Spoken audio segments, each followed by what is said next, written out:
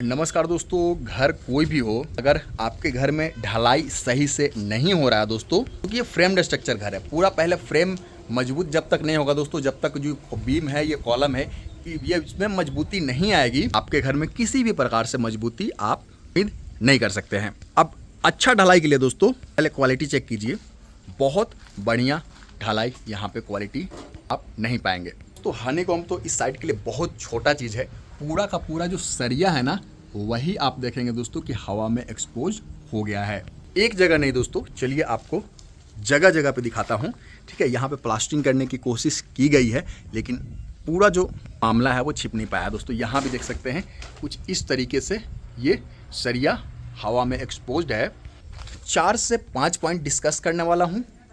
100% अपने साइड पे आप ध्यान दीजिए। 100% सॉलिड आपका ढलाई होगा, कास्टिंग बिल्कुल परफेक्ट होगा। सबसे पहला चीज़ दोस्तों, अगर आपका शटरिंग मटेरियल सही नहीं है, पटरा टेढ़ा है, आप देख सकते हैं दोस्तों यहाँ से स्टार्ट हुआ है और ये ढलाई देखेंगे दोस्तों, यहाँ पे जो है वो 1 इंच प्लस जो है वो ये ढलाई बाहर आ गया है। पहला चीज़, मटेरियल किसका बर्बाद हुआ? आपका हुआ।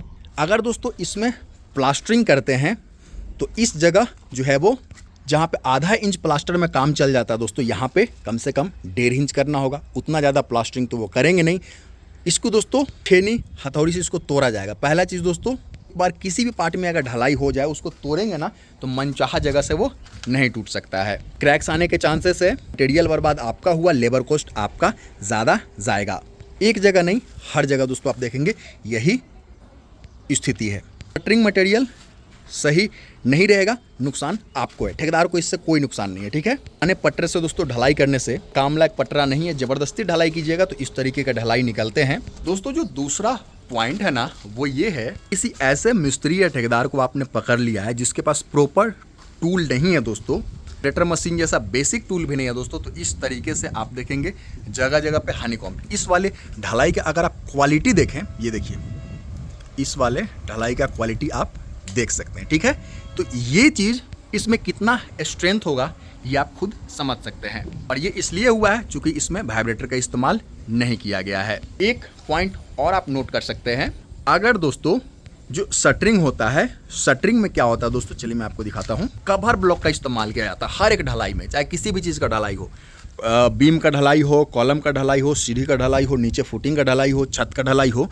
आप कवर ब्लॉक इस्तेमाल करते हैं ताकि दोस्तों जो ये सरिया है ना, ये सरिया है, ठीक है, और सरिया के बाहर दोस्तों एक कंक्रीट का लेयर जरूर होना चाहिए, ताकि ये जो कंक्रीट है ना, ये वाटरप्रूफ होता है। ठीक है, पानी अगर इस पे डालते हैं ना तो ये अंदर की तरफ नहीं जाएगा, जिससे आपका जो सरिया है ना बाहर रहेगा दोस्तों। कवर ब्लॉक नहीं दीजिएगा, ये जाहिर सी बात है अपने जगह से खिसकेगा, और बाहर रहने की वजह से दोस्तों क्या होगा कि इसमें जंग लगने का संभावना बहुत ज़्यादा है। जहां लोहा में पानी का संपर्क आया दोस्तों, आपको बताने की आवश्यकता नहीं कि क्या दिक्कत जो है वो आती है। कवर ब्लॉक सरिया और जो आउटर पार्ट है उसके बीच में एक गैप क्रिएट करता है, जिसमें कंक्रीट डाला जाता है, अगेन दोस्तों वाइब्रेटर की मदद से, जिससे आपका एक प्रोटेक्टिव कंक्रीट का लेयर बनता है, जिससे आपका सरिया बिल्कुल हवा में एक्सपोज नहीं होता है और लंबे समय तक इसमें स्ट्रेंथ बनी रहती है। वरना धीरे धीरे दोस्तों इसमें क्या होता है, जंग लगता है। ठीक है, पहले रस्टिंग होती है, उसके बाद दोस्तों कोरोजन होता है, और उसके बाद ये अपना स्ट्रेंथ खो देता है। ठीक है, तो एक पॉइंट और नोट करेंगे, अगर ठेकेदार के पास प्रॉपर शटरिंग मटेरियल नहीं है दोस्तों, तो वो एक जगह का शटरिंग निकाल के दूसरे जगह का तीसरे जगह लगाते हैं, और उससे दोस्तों समय से पहले अगर दोस्तों डी शटरिंग करते हैं ना, तो उस समय भी आपका रिजल्ट कुछ इस तरीके से देखने को मिलता है। तो पटरा की कमी ठेकेदार को भी मजबूर करता है दोस्तों, क्योंकि उसके पास जो लेबर है उसको वो बैठाना नहीं चाहता है, और ऐसे में ये दिक्कत आती है। ठीक है, काम कैसे आदमी से करवाना है आप समझ गए होंगे। कम मटेरियल है, उसी के अनुसार वो अपना लेबर भी लाए तो फिर ये प्रॉब्लम सॉल्व हो सकता है बहुत हद तक। ढलाई के बाद भी दोस्तों अगर आप प्रॉपर तरीके से क्यूरिंग नहीं करते हैं, कम से कम दोस्तों जो बीएम वगैरह है ना, कम से कम 7 दिन इनमें प्रॉपर क्यूरिंग कीजिए, पानी डालिए। ठीक है, जैसे कॉलम है दोस्तों, कॉलम में आपका जो है वो पानी नहीं टिकता है, 5 से 10 मिनट तक कॉलम भींगा हुआ रहेगा, फिर सूख जाता है दोस्तों। ऐसे में आप जूट बैग का इस्तेमाल कर सकते हैं। सीढ़ी भी दोस्तों ऐसे आप क्यूरिंग नहीं कर सकते हैं, इसमें भी जूट बैग का इस्तेमाल आप कर सकते हैं। जितना भी ढलाई है ना, कम से कम 7 दिन इसमें पानी आपको देना ही देना है।